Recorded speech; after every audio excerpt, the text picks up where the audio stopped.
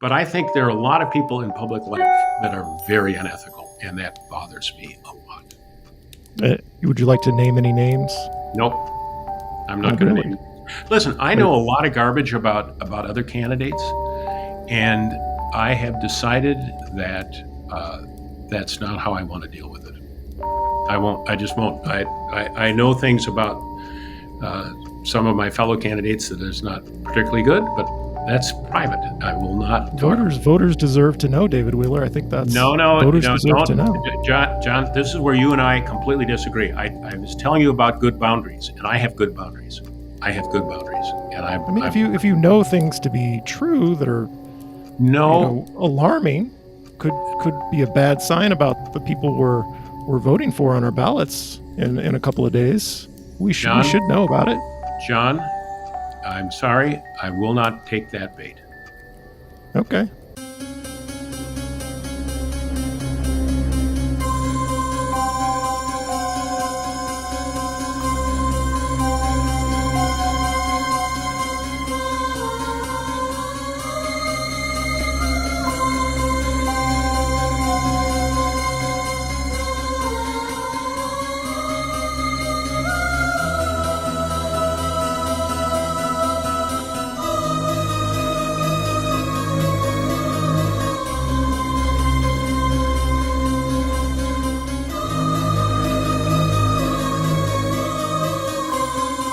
How is the campaign going? Well, we're down to the final crunch, and it feels it's been feeling better and better day by day, and I think it's going to be a sense of relief for a lot of candidates come Election Day, including me. It's going to be a sense of relief for me to get past Election Day. I don't know how it's going to turn out. I don't know if I'm going to be happy with the result, but it's going to be a relief to have it over. Well, I think it has been a long slog. There's no question about it. No question about it. I'm going to introduce the show now. This is the Wedge Live podcast. I'm your host, John Edwards. And today, my guest is Ward 10 candidate for Minneapolis City Council, David Wheeler. David, thank you for joining me today. Delighted to be here. Thanks so much for inviting me, John. So you have a podcast too, don't you? I've listened to a few episodes. How's your podcast going? Oh, I've enjoyed it. And if successful, if I'm elected, then I'll keep doing some podcasts because I think it's one of the ways to communicate with a different audience. People are out for a jog. People are in their car. I mean, it's a way to touch bases. I just uploaded the most recent one, and it's the 12th and that's sort of the final one, and it's called The Closing Argument, and that's about what it is. And they're about 10 minutes long. I don't go on a long time. As you probably know, most of my life I've been a preacher. I made my living talking, and Churchill said it best, I think, be brief, be witty, and be seated. So I think, when I preached, I was never more than about 15 minutes, and my podcasts are actually a little shorter than that. Well, we take the opposite approach. We do like 90-minute podcasts, which I think is definitely too long. I think you have the right approach. I'll side with you on that one. but we just can't stop talking sometimes. So what is the closing argument for the David Wheeler campaign? Well, I think the closing argument is that we have been through a whole bunch in these last year and a half, almost 2 years, from the murder of Floyd and all that transpired from that. COVID, the lockdown, people going from being disrespectful to being even more so, and actually sort of violent and angry, the way they drive, the way they talk, the way, there's been just lots of stuff that's gone on. And I think it has to do with a lot with grief. There is a whole bunch of grief about things being different and things changing. One of the first pieces I put up on my Words from Wheeler actually was a written piece that had to do with the grief tsunami. My grandmother died in the flu pandemic of 1918. Left my mother as a 1-year-old with 2 older sisters. Her dad, my grandpa, was a doctor. He could not save his 27-year-old wife who died in his arms. And he was a skillful doctor, but there was just no way to save with that terrible pandemic. And it cascaded down in my family and caused a lot of grief that has gone on now in the third generation. And I don't think we as a society have even figured out how deep the grief is going to be from the 640,000 people that have died so far and more that will die, and how that impacts so many. And that's one of the things I talked about sort of right at the beginning of the campaign. So I think there's lots of things to deal with. I got involved. I'm 69 years old. I'm not a kid anymore. I've had several people ask me, well, I've been told I'm a cranky old white guy. Well, I am an old white guy. Cranky, I'm not. Never have been, never will be. I have strong opinions, but I'm not cranky. But I decided, when many people at this stage in their life step aside and say, I've done enough, I'm going to give up and just go take care of myself, I took a look at where we were as a city, where we were as a society and as a country, and I said, I'm just not going to sit on the sidelines. I'm going to step forward and do what I can. And I'm feeling really good about what I've been able to do and accomplish so far. I would say I stand a 30%, 35% chance of winning. I won't be first in the first place votes, though I'll have a strong showing. I think I'll be very strong in the second and third place votes. But how does electing David Wheeler fix our city's problems? What specifically? The ability. Well, what does David Wheeler contribute to fixing? What are David Wheeler's ideas and contributions that he will make if elected to fix our city's problems specifically? First and foremost is to build strong relationships with every single person on the council. Clearly, it's a very fractured council. They have not behaved well together. They have not dealt with each other well, and they have not taken a look at the bigger issues. So, as a pastor, having served churches for 30-some years, having run nonprofits, having done that kind of stuff, I know that you have to build strong working relationships with people, even those who disagree with you. And that hasn't happened on this particular council, and it's quite divided. It's sort of a 9-4 council is what it is. And I think there has to be some significant change. And I think I bring the skills and the abilities of having done this kind of work in terms of building relationships with people who don't always agree with me and figuring out ways to solve problems. So that has always been the very number one thing that I have felt has to happen. It doesn't have to do just with policies, although policies are important. There's no question about it. But I don't think if you cannot work together, if you cannot reason together, if you cannot take a look at the greater good instead of just filling a special need in a special group for a few people, we're never going to get there. And I believe that's a piece that I bring to the game. I also understand. I've heard the infighting thing and the idea that the council is dysfunctional, but a lot of things, maybe the vast majority of things, are passing 12-1, 11-2, even controversial things you might think would be controversial, like the 2040 plan or the Transportation Action Plan. Right. They're passing with vast majorities. You might have Lisa Goodman hurling insults at Andrew Johnson occasionally, but I wouldn't say that this has been an ineffective council. I think it's been policy-wise, a very effective council, and I don't think the infighting is necessarily the problem. What I've noticed has been the problem over the last year and a half has been the police department, which the mayor has complete power over. So let's talk about police and what you see as your role on the council, contributing towards fixing our city's public safety issues. There is no question that of all of the issues, when you knock on doors, when you talk to people, when you gather with them at a coffee shop, whatever, that is front of mind for almost every person. It's a question of community safety. It's a question of personal safety. Small businesses, others and individuals are just having a very rugged time. So I don't think it's easy. I don't think it's quick. I think it's going to take a lot of very hard work. Some of this has to do, and I'm hoping we have a really great voter turnout, by the way. We have a miserable record for municipal elections. It's about 30%, which Minnesota is about 70% in big elections. But municipal elections, Minneapolis has not done well. And I'm expecting we're going to have a much higher turnout at this election. It was only, about 6,000 votes or so that elected Lisa Bender last time, 6,500. It wasn't a huge number of votes. I think we're going to see well over 10 to 12,000 votes or more in this ward, in this race. So you're right. The police department is sort of the number one thing. And some of this will be decided on whether or not that the second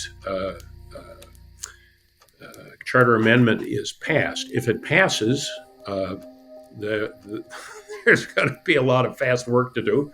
If it doesn't pass, and I don't believe it's going to pass, by the way, I'm pretty much convinced it will not pass. Do you think it'll pass in Ward 10? Like, do you think it'll get the majority of votes in Ward 10? I think it'll be close in Ward 10. We've taken a look at who's already done early voting, and most of the early voting has been done by older people. And older people will generally, not always, but older people generally will not be as positive on yes for Minneapolis. They will vote no. And incidentally, I think both sides are sort of going at it a little bit wrong, but that's what they're doing.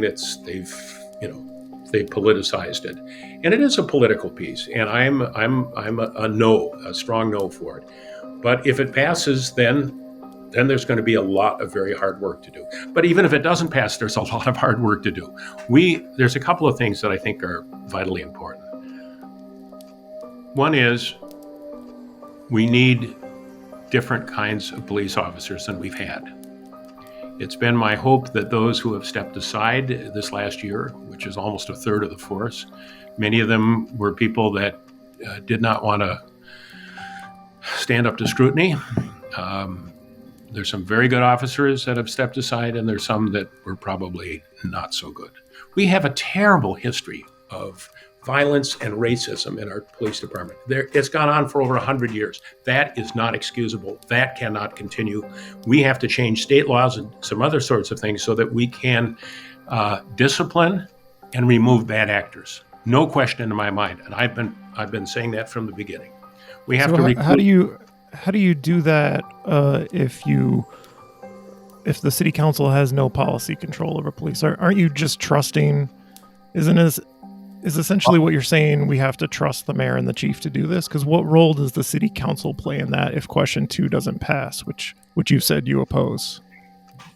The discipline of officers and the removal of officers who have been protected for generations by the police federation, the police union. We've got to go to the state legislature to make that happen and change, because we will not have control unless something happens there. Do I trust the mayor? Do I trust the chief? I trust the chief a lot. I think the mayor has done as good a job as he can. He had to deal with some awful things. I think deep down, I think Jacob would admit that things did not go well for him, or didn't go well for the governor, or certainly things did not go well for the citizens of Minneapolis and for the people whose lives have been so disrupted by violence. It's pretty much tragic. And not pretty much, it is completely tragic. So do I trust? I do trust Arredondo. I think he is an honorable man, and I think he's got plans and wants to do things. I think there have been all sorts of things that have held that up. Do I think 13 city council members and the mayor will do a better job? It's why when I first ran into you and we chatted that first time, I said, I'm a strong supporter of the executive mayor and the strong mayor system. And I said that, and it has nothing to do with taking away power from the council. The council will always have power. Their power in almost every great city in America has to do with legislating. And you can override a veto of a mayor. There's no problem. We did that in Duluth, where we have a strong mayor system. St. Paul has a strong mayor system. And to me, it just makes sense to have the executive do the executive part and the council do the legislative part. And I did think it was odd. So you introduced yourself, and we had a nice conversation. And the first thing you said was about how passionate you were to be running for city council. And so it occurred to me to ask, So what specifically are you passionate about? And the first thing you mentioned was the question one, the strong mayor thing, which, I don't know, from my perspective, is about taking power away from the council, concentrating power in the mayor's office. In a way that I think can credibly be said is something the mayor can use to bully the council. You don't support my agenda, I will just deny you access to department staff. But we've lost, the other thing, John, that's happened is we have lost some really good people who have been department staff, and they left because they were getting conflicting information from lots of people. The system wasn't working well. Who left because of that?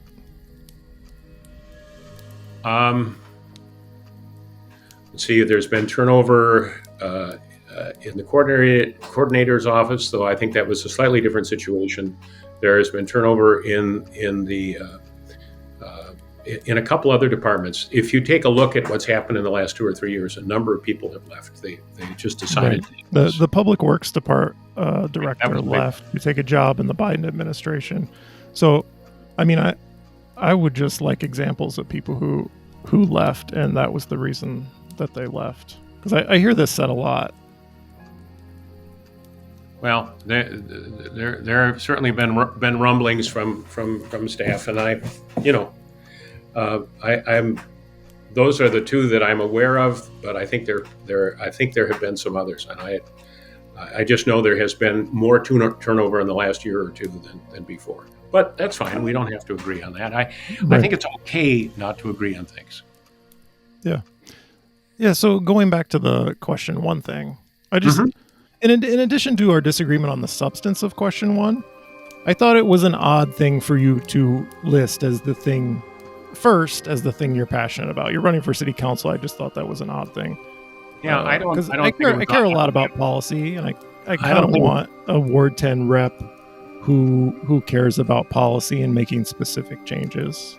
It was one of the things I noticed about your campaign in the beginning. Went a long time without any policy ideas on your website, and so I just wanted to get a sense of David Wheeler's policy agenda.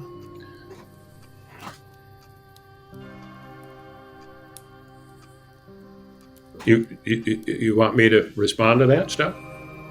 Yeah.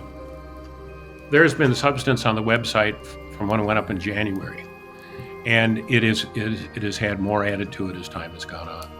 There have been a number of debates and conversations. I would say they're not really debates; they were forums. I'm really sorry we never had any real debates, because I really like face-to-face debates with an audience and all that kind of stuff. I feel always handicapped when I'm on a screen and not with people, because I think it works to be with people. I think that, there's a whole variety of things. For instance, I don't think there are many people on the council that have significant understanding of the budget and financial matters. There was a council member who will remain unnamed who could not believe that the city of Minneapolis had a $1.5 billion budget. They did not think that. Alondra? Are we talking about Alondra?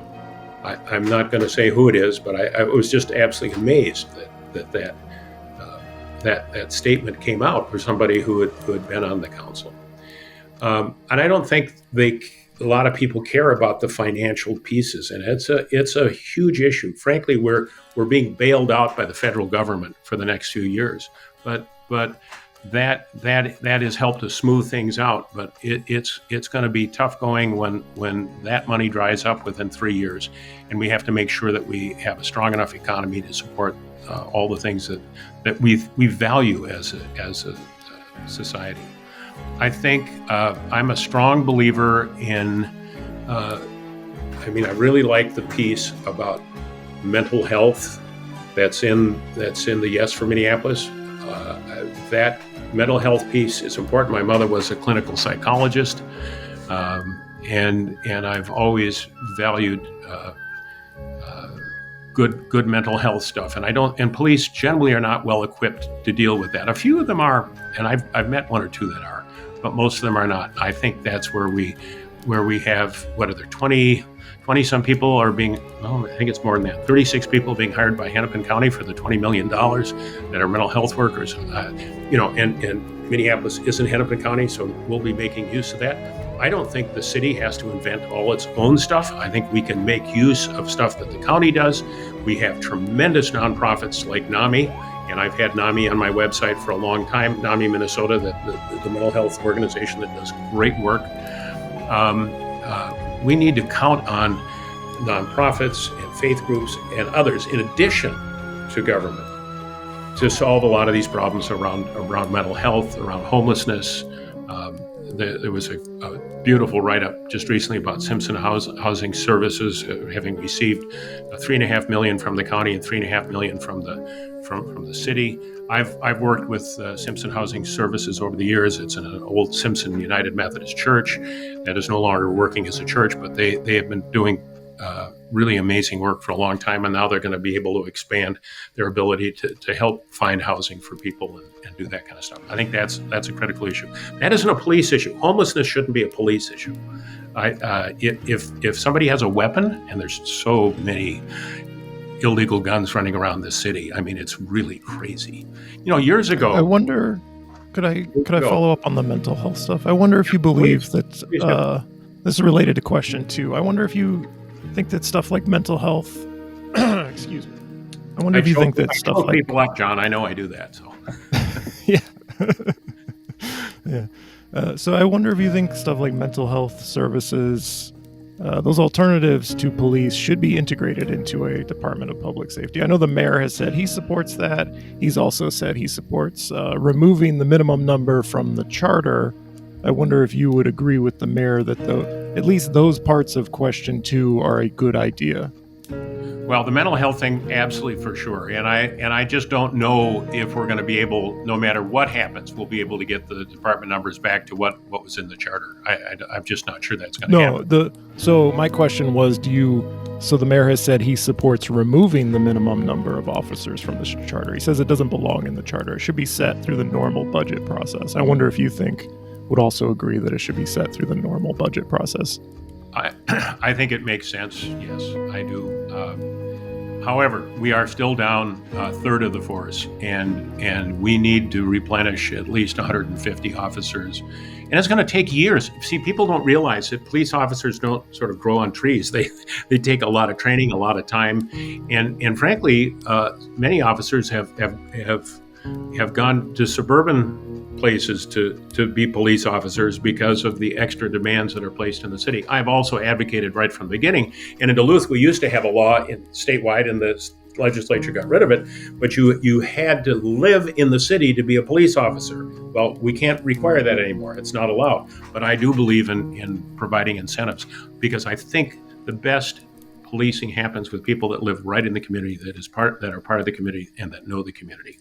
And so community policing is something that I value, and I think we have to figure out how to provide incentives for officers, because it is more expensive to live in the city. There's just no question about it. But a lot of us choose to do that because we love the city and what it offers. Right.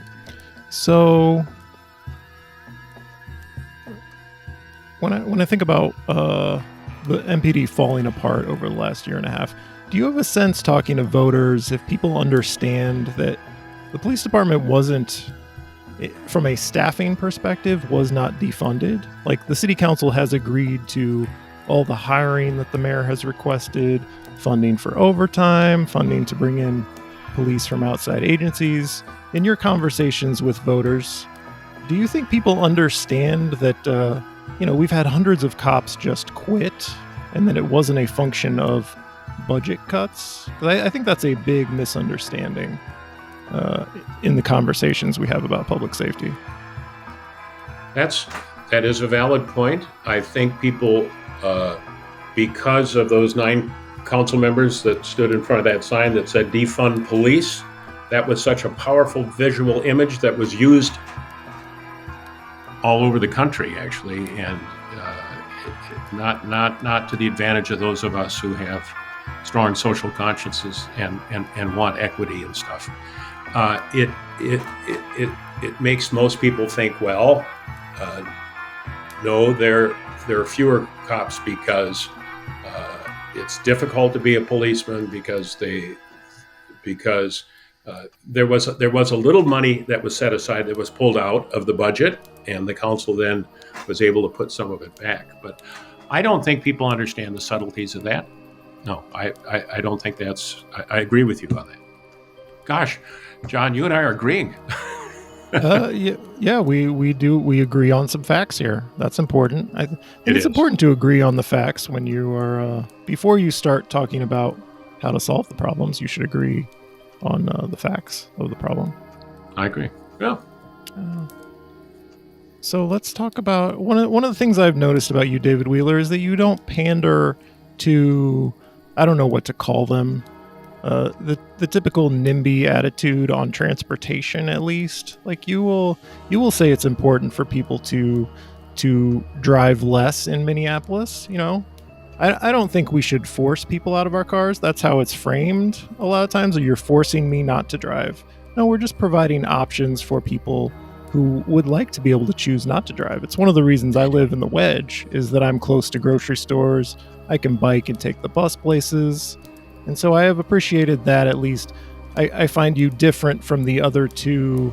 I'm going to call them conservative candidates, David Wheeler. I'm sorry. That's the only way I'm able to orient myself in Minneapolis politics. We've got a left and a right, but you differentiated yourself in that regard on transportation. So those are my words of appreciation for you. Well, and I appreciate those words of appreciation, and I appreciate the fact that you and David Brower listed me third on place. I think that was wonderful.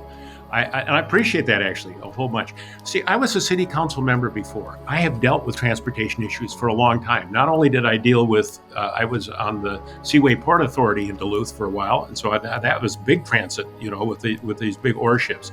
But I've also been involved in traffic calming and 21st Avenue East in Duluth. If you've ever been up, it goes up. It's quite steep. It goes up to UMD, the University of Minnesota, right from London Road, right from down from the freeway actually.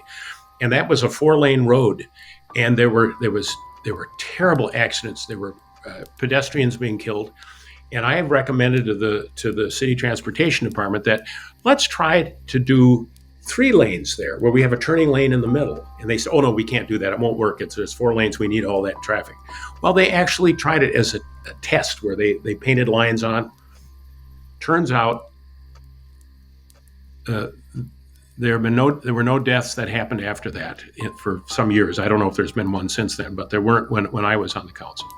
Turns out it handled all the same traffic. It did not push stuff off into the neighborhoods because all of the neighborhood people were concerned, oh, it's going to push lots of cars into our neighborhood and we won't like that. It didn't. And it reduced pollution. The air level quality went up. So we have to be able to think about transportation a different way. And one of the pieces I have said and said quite a few times is we are in a transition between what is today and what will be 10 years from now. And that is an awkward time because we're not there. There are going to be fewer cars in the future. There's absolutely no question. We have to do charging stations for electric vehicles. There's a lot of stuff that has to happen. But I'm a believer that we need a whole variety of ways to move people around. And I think what's going to happen with our older population that are still so tied to their cars is that the transportation of the future, people will pick up their iPhone, whether it's an iPhone or an Android, and they will call a vehicle to come pick them up and take them grocery shopping. And it'll be autonomous. Those are going to be around 5 to 10 years from now. But we're in that awkward time in between, and I do believe that small businesses still need to have a place for people to park. We need to be able to encourage people to drive in from the suburbs and use our city. And they are so tied to their cars, they have no other way of doing it. So I think we have to find sort of a balance, and I think it's going to be very different 10 years from now. That's why I say we're in a transitional phase, which is very awkward. How do you feel about the city's transportation action plan? Do you think it was a good idea? You support it? Would you have voted for it? I think most of it makes sense. I think, part of all of the transportation and development is that we're not doing real density anywhere. And for transit to work well, you need large groups of people who are next to transit and who will be using it on a regular basis. So I think most of it makes sense. There's not a hotter issue in my part of the ward than Bryant Avenue, and I live right on Bryant Avenue, as do a couple other candidates, and people have very, very strong opinions about it, and I'm a believer that it's really good to have plans, but you've got to listen. And it's got to come from the bottom up, not from the planning department down. And I think there's been an awful lot of stuff, including a building that's right next door to me, that had all sorts of exceptions made for it. And I believe that variances ought to be the exception, not the rule, and they've become more the rule. So there's a lot of stuff around planning and transportation and housing, and I mean it's a huge amount of responsibility, and I don't say I have all the answers or know all the answers, but I know how to find them. I know who to talk to. I know how to listen to people, and I think we have to fix our planning process. And again, COVID just absolutely threw a wrench into the engagement that we were so used to in the past. Do you have any Carol Becker stories to tell me? Carol Becker and I have a history. Yes, I have very bad feelings about Carol Becker. I'm sure she has probably more bad feelings about me based on her behavior in the past. I'm not going to jump in. You have any stories, juicy stories you can tell us? I'll tell you my story with Carol. When I first ran 12 years ago for Board of Estimate Taxation, she was totally convinced that I was a shill for R.T. Rybeck and that I wanted to end the Board of Estimate Taxation. Well, I'm a shill for nobody. Never have been, never will be. That's just not my nature, my style. It's not how I'm put together. But so she ran several candidates against me. She showed up at my fundraisers. There were a whole bunch of things that, were really pretty awkward. And but I just let Carol be Carol and kept going on. So once the election was over and I was elected, we sat down and figured out how to work together. We don't always agree, never have, never will. But we came to an understanding that she was good at some things and I was good at other things. She would dig into the details and I would keep things sort of calm and take a big view picture. So we got along very well over the course, and it just got better and better and better. Now, do we have a close, wonderful friendship and working relationship? Not necessarily, but we got to the point where we could respect each other. And it's the reason that I think I would be great on the Minneapolis City Council is if I can sit down and work with somebody who opposed me and build a relationship so that we could work together on behalf of the citizens of Minneapolis, that I can do that on the council level. It's one of the things that made me decide to run. You could start, instead of your campaign t-shirts, you could start wearing t-shirts that say, "I survived Carol Becker." You could do that. I'll leave that for you. I'll leave that for you. I don't have, I have almost no personal animus. It's just not how I function.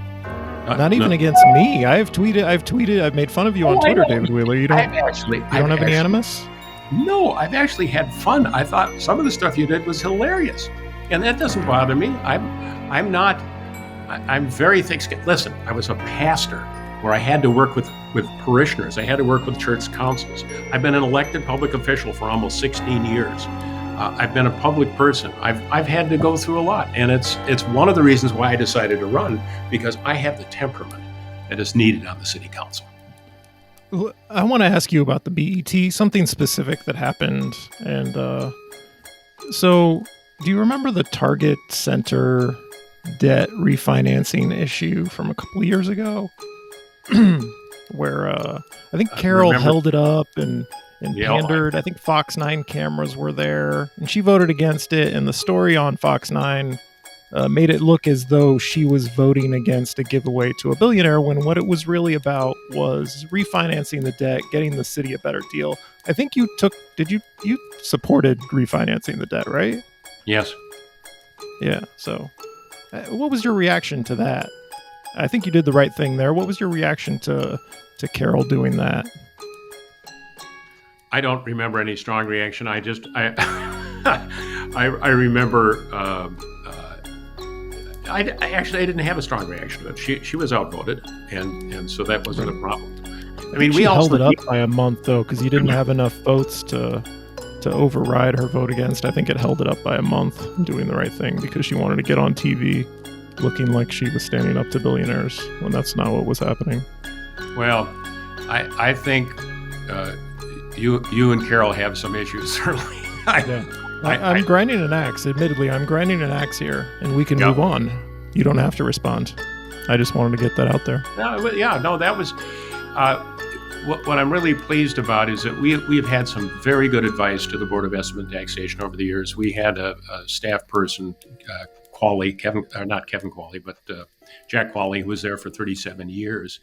And literally in many of the years that I've served on, we ended up saving the taxpayer millions of dollars of interest because of the what happened to bonds and the refinancing of stuff. And I think that has been just a real plus for the city of Minneapolis. And of course, both Carol and I are going off. So in her case, 16 years, in my case, 12. And we've got new people coming up, and I hope we've got some good people. The other couple of things I feel really good about the Board of Estimate and Taxation was that when Jack retired, first of all, he hadn't had a review for 20 years, and I headed up a review. We did a review of Jack, and he had a pretty good review and a couple of things that we thought he should do differently. But when Jack retired, we had to find a new staff person, and I worked closely with Abdi Warsami and a couple others, and we hired a really good person. In fact, he was so good that the city hired him away from the Board of Estimate and Taxation. So we had to go out and hire one more person. So I feel really good that we have a part-time person who's doing that job right now. We also increased the, we were paid $35 a meeting, which was set in the 70s. And now with the amount of work we put in, it's probably 10 to 20 hours a month, and we increased the amount to $400 a month, which is still a lot less than if you'd done the dollar inflation from when they were paid $10 a meeting back in 1905. But anyway, that is another thing we did. So I feel that we've left the Board of Estimate and Taxation in good hands with Tony Sturl, who is the new staff person. He's outstanding. So moving back to your campaign for city council, if you win, what committee would you like to serve on? I would like to chair the Ways and Means Committee. I was the finance chair in Duluth, and I'm not a finance genius, but I understand how finance works and how money works. And I think that's probably it's a very, very significant committee, and that's where I would like to be. Because I think I could offer some stuff. I think there's a couple other people that would be very good in that role too, but Abdi Warsami was wonderful. And when he left, they didn't actually sort of refill it. So, but that's where that's the committee I would like to be on. But I'm interested in lots of issues, but that in particular. How are you ranking your ballot? I'm assuming you're ranking David Wheeler number one. How are you ranking your second and third slots? That'll be between my ballot and me. But You're not running as a team? You're not running as a 3-person team with anyone? Well, we're teaming up in some ways, exactly. But I have talked to the candidates that will be getting my second, third vote, and that's how I choose to do it. You don't want to give them a shout out? You don't want to make nice with their supporters? Well, I have spent lots of time talking and working with Alicia and less with Chris, but those are the two that I know the best. And we're in agreement on lots of the issues, and we disagree on some others.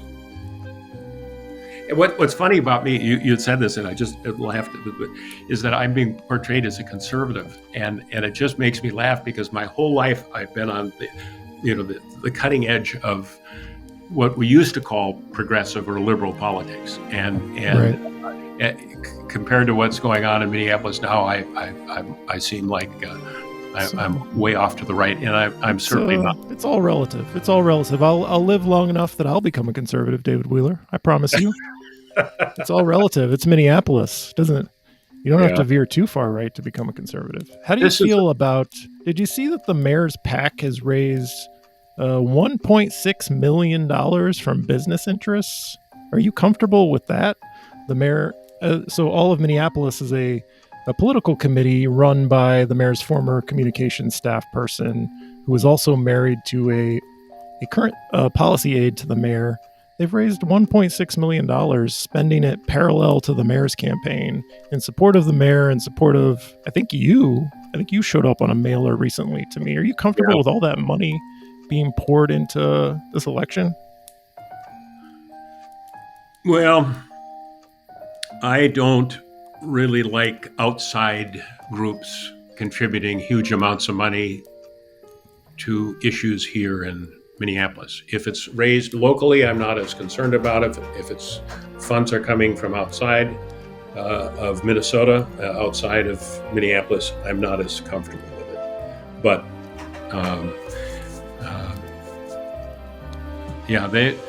it's our whole political system is so dependent on money. This is the 6 candidates that filed their reports today for campaign contributions, and the cash balance that started the year, the new cash, and the total cash available. Chugtai had about 113,000 cash available. Gibson had about 49,000 cash available. Jones had close to, as you probably know, close to $60,000 cash available. Parsons had almost $76,000 cash available. And I had about $47,000 cash available.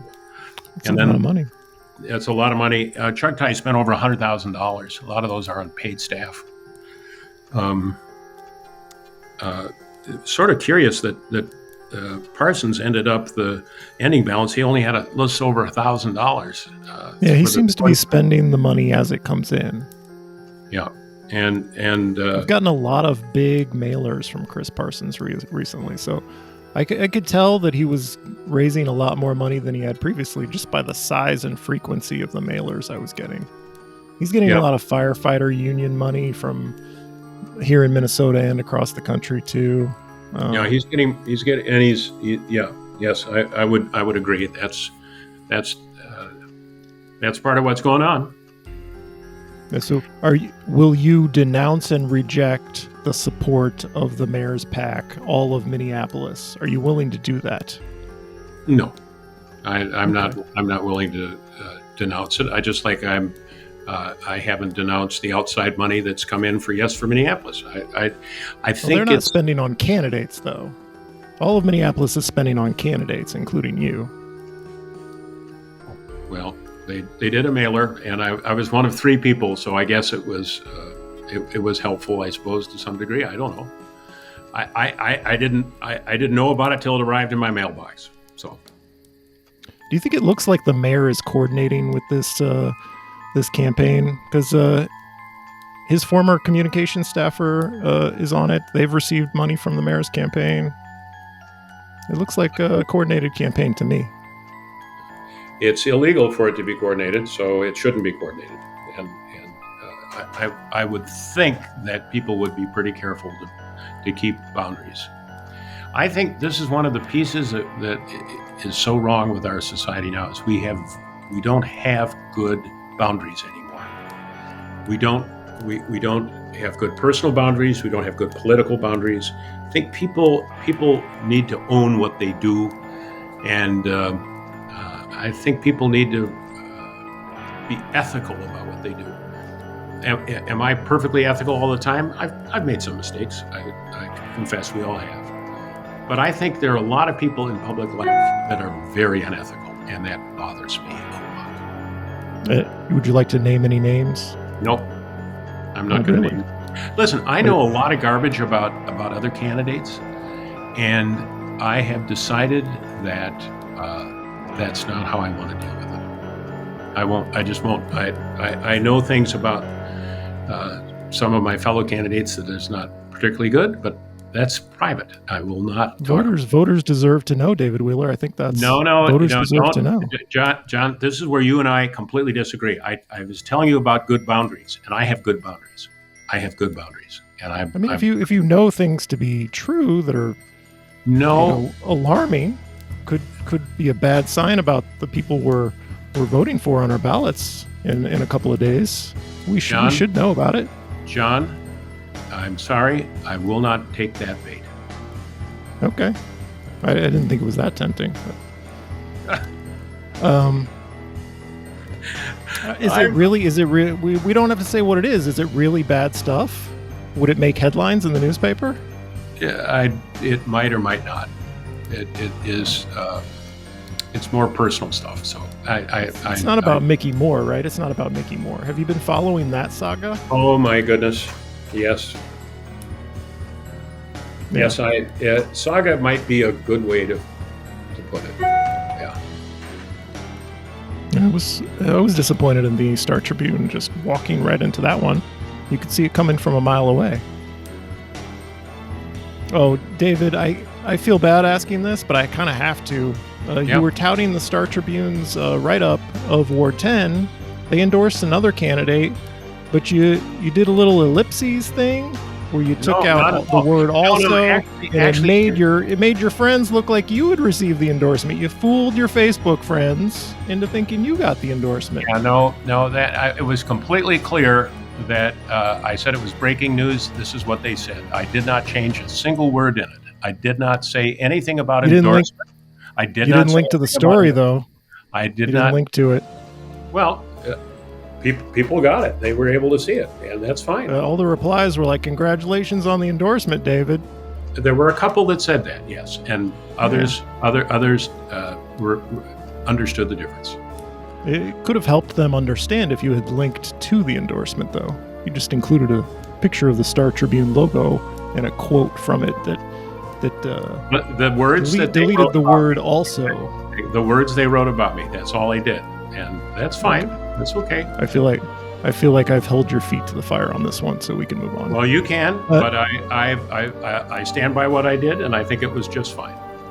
Okay. It probably won't make headline news. There's bigger scandals in Minneapolis than I don't your Facebook friends. I don't think so. It was very nice to get. They endorsed me 3 other times, so this is the 4th time they didn't endorse me.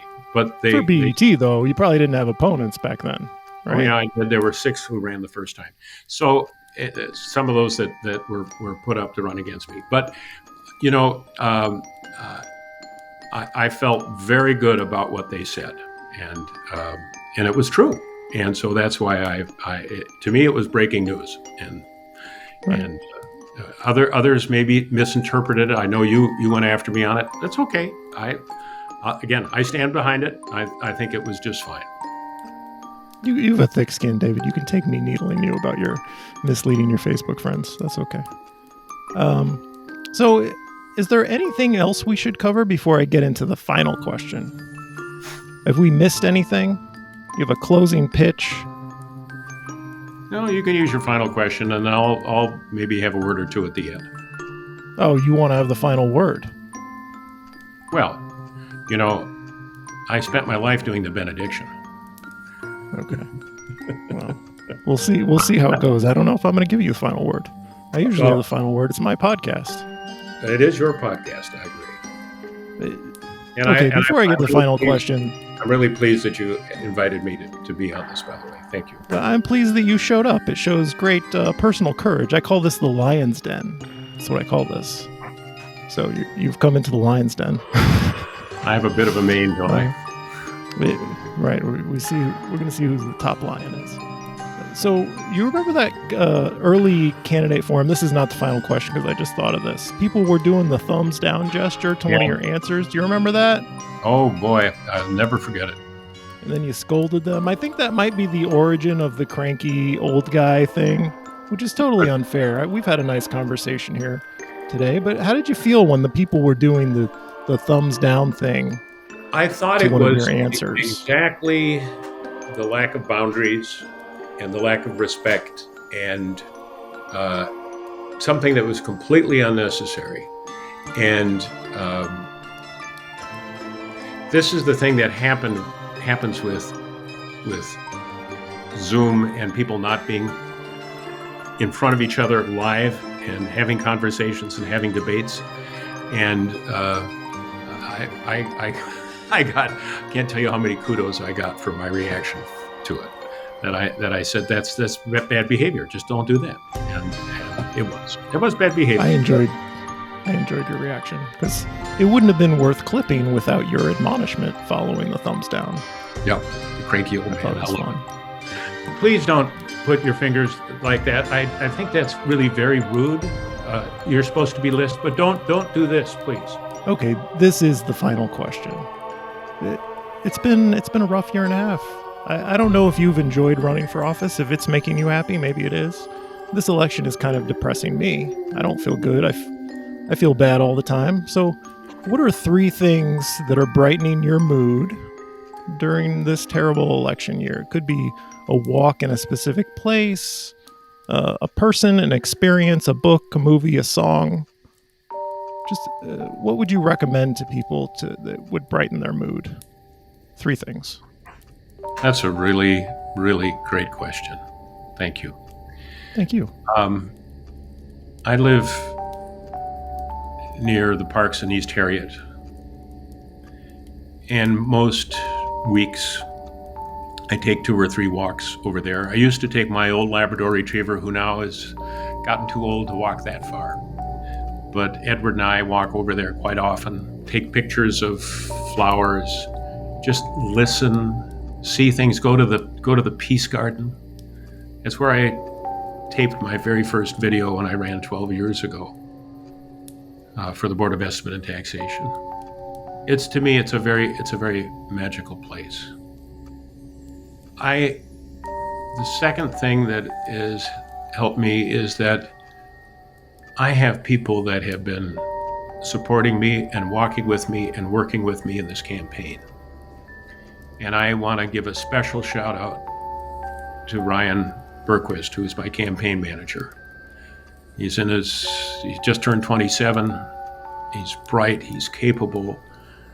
He knows how to stand up to me because I can be a little strong-willed at times. And he says, David, no, listen to me.